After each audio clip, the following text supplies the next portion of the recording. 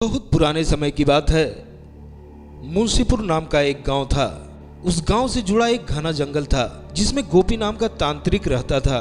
गोपी को अपनी तंत्र विद्या पर बहुत ज्यादा घमंड था कि वह जिसे चाहे उसे अपने बस में कर सकता है और जिसे चाहे उसे मार सकता है।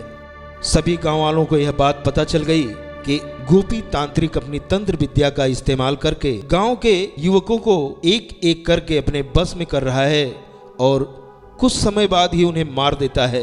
गांव वाले गोपी के इस हरकत से बहुत डरे और परेशान रहते हैं। एक दिन रात के समय में सभी गांव के लोगों ने एक टोली बनाई और गोपी तांत्रिक को मारने के लिए उसके घर की ओर चल दिए। सब रात के अंधेरे में गोपी के घर के लिए निकल जाते हैं। जैसे ही वह सभी लोग गोपी तांत्रिक के पास पहुंचते हैं तो गोपी तांत्रिक उस समय अपनी तंत्र विद्या में लीन होता है और तभी गांव के लोग मिलकर गोपी तांत्रिक को पास पड़ी एक लोहे की कुर्सी से बांध देते हैं।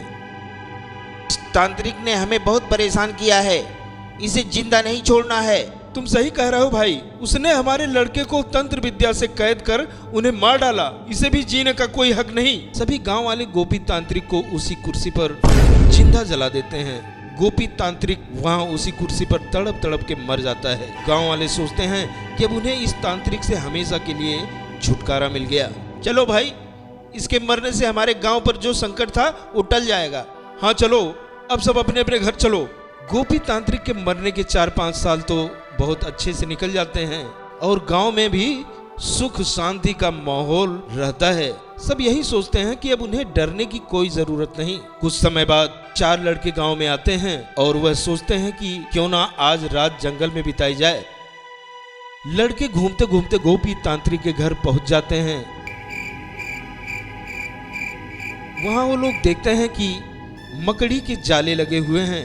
गीदड़ वहां भैंस का मांस खा रहा है। वहां बहुत बदबू फैला होता है जिसकी वजह से सांस लेना भी मुश्किल हो रहा था। यह सब देखकर वे लड़के हैरान हो जाते हैं। उनमें से एक लड़के का पैर उस कुर्सी से टकराता है और वह देखता है कि यह कुर्सी में कुछ अजीब है।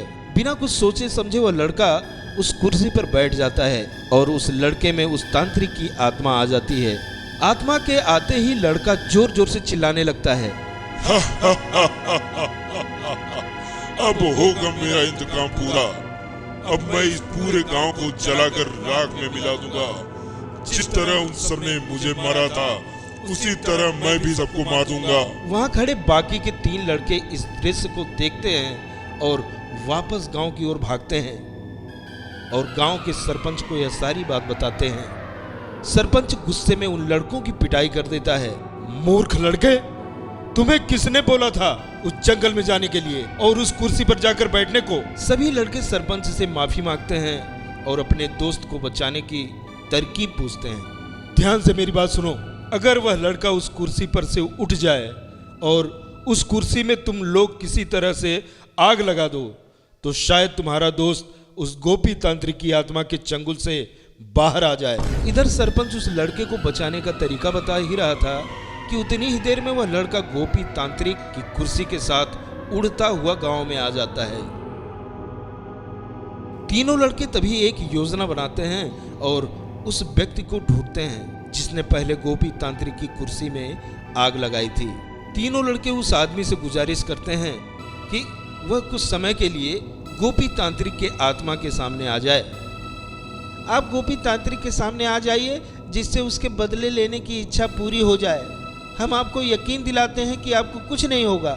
वह आदमी मान जाता है और गोपी तांत्रिक के आत्मा के सामने आकर खड़ा हो जाता है। जैसे ही तांत्रिक की आत्मा उस आदमी को देखती है वह कुर्सी से उतर जाती है। अच्छा, तो तू खुद ही आ गया। चलो अच्छा है, मुझे ज्यादा मेहनत नहीं करना पड़ा। इस गांव में सबसे पहले मौत तेरी होगी। तुमने ही मुझे उस कुर्सी के साथ आग लगाई थी। मैं तुझे नहीं छोड़ूंगा।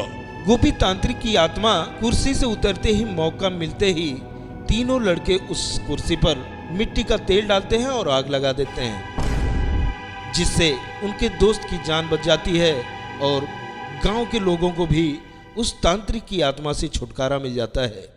सीख बच्चों, हमें इस कहानी से ये सीख मिलती है, अपनी विद्या का सही उपयोग करना चाहिए। कोई भी ऐसा काम नहीं करना चाहिए जिससे दूसरों की हानि हो।